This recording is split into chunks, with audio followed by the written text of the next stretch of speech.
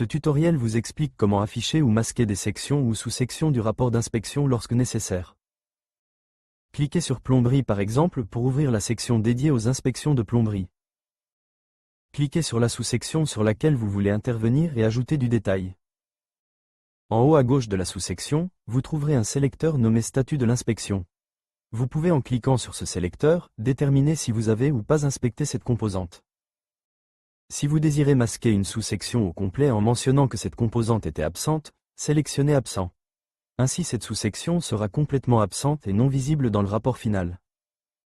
Certaines sections sont paramétrées pour pouvoir être complètement masquées. Cette option est un paramètre du modèle configuré par Lumos. Elle n'est pas disponible pour toutes les sous-sections dans le modèle système. Pour paramétrer ces options, il faut vous rendre dans les paramètres de l'application Lumos dans l'onglet Modèle de rapport.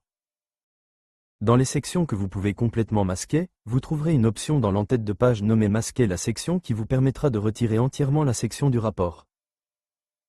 Une fois masqué, vous ne pouvez pas en modifier le contenu. Afin de modifier les paramètres avancés d'un modèle de rapport, il faut vous rendre dans les paramètres de l'application Lumos. Vous devez donc quitter le rapport, et ensuite vous rendre dans Paramètres, Modèle de rapport. Cliquez sur Quitter pour sortir de la section en cours et revenir au menu principal. Cliquez sur votre profil pour vous rendre dans les paramètres de Lumos. Sélectionnez Modèle de rapport pour accéder aux options de personnalisation des rapports. Cliquez sur Modèle d'inspection pour gérer les différents formats d'inspection disponibles.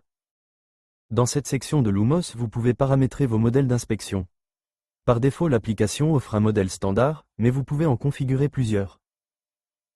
Attention cependant, ces paramètres sont complexes et nécessitent une compréhension avancée du système. Notez aussi que tout changement ici n'affectera pas les inspections en cours et déjà créées afin de ne pas corrompre les données déjà enregistrées.